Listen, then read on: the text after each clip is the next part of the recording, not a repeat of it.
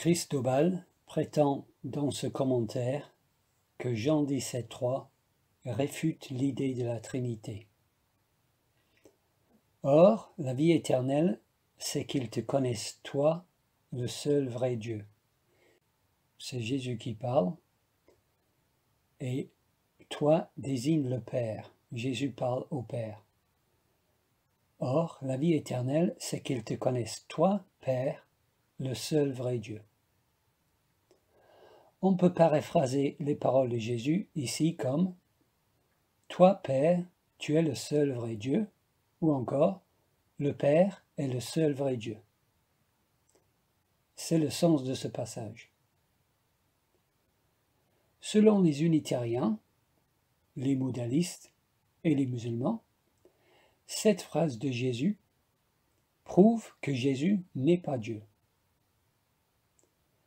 Et cette phrase prouve que Jésus n'est pas Dieu, malgré le fait qu'au début de ce même évangile, Jean écrit ceci en parlant de Jésus.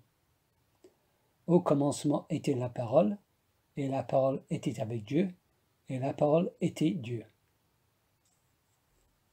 Quand vos doctrines obligent Jésus à contredire Jean, c'est que vos doctrines sont fausses.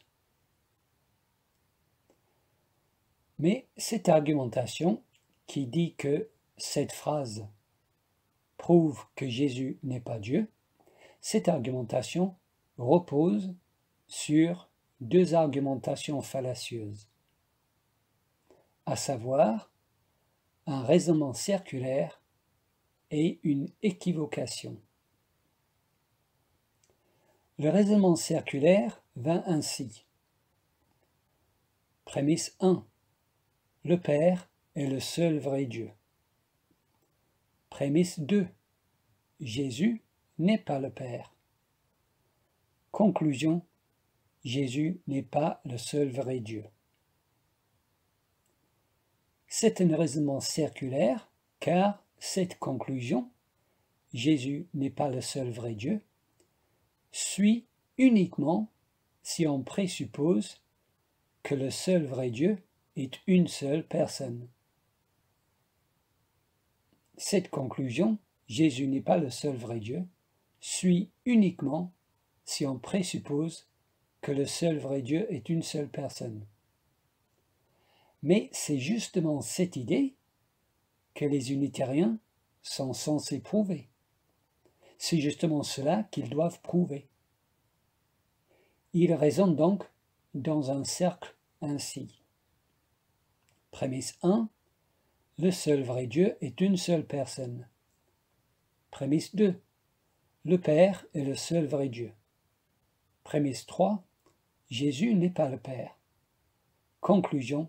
Jésus n'est pas le seul vrai Dieu. Mais c'est justement la première prémisse que les unitariens doivent prouver. C'est justement cette première prémisse qu'ils doivent prouver, alors qu'ils le présupposent. C'est un raisonnement circulaire. Ils présupposent ce qu'ils doivent prouver. C'est clairement une argumentation fallacieuse. Car si Dieu est trois personnes, comme je le crois, alors cette objection tombe à l'eau.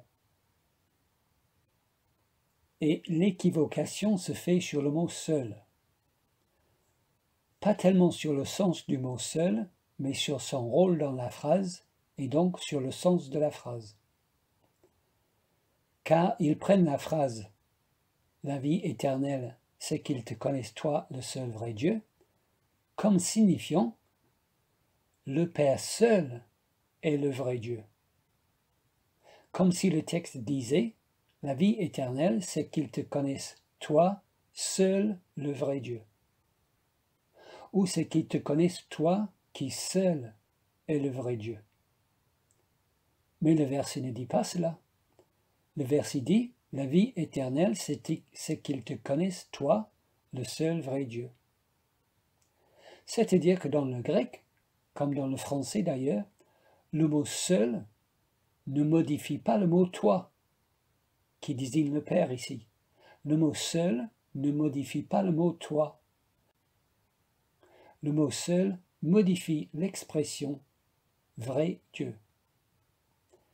J'ai souligné la phrase « toi, le seul vrai Dieu » ici dans le texte grec. Le premier mot « ce » signifie « toi ». Ensuite, il y a « ton monon », ce qui signifie « le seul ». On peut reconnaître « monon » car nous utilisons des mots comme « monologue » pour signifier quelqu'un qui parle seul. Ensuite, nous avons « alethinon théon », ce qui signifie « vrai Dieu ».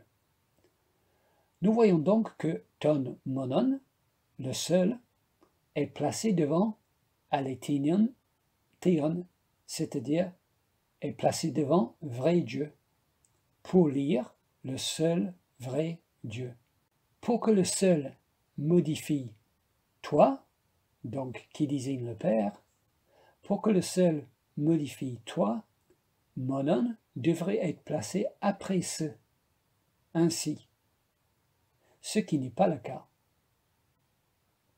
Il est clair donc que les unitariens font une équivocation sur la fonction du mot seul dans la phrase et donc sur le sens de la phrase. Ils attribuent le mot seul au mot toi, alors que Jean, qui a écrit l'Évangile, attribue le mot seul à l'expression vrai Dieu.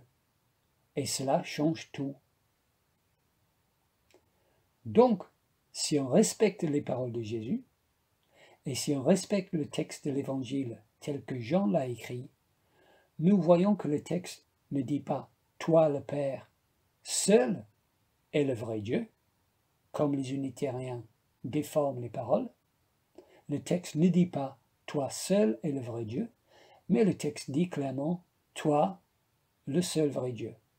Toi, Père, tu es le seul vrai Dieu. Et ceci est conforme à la doctrine de la Trinité.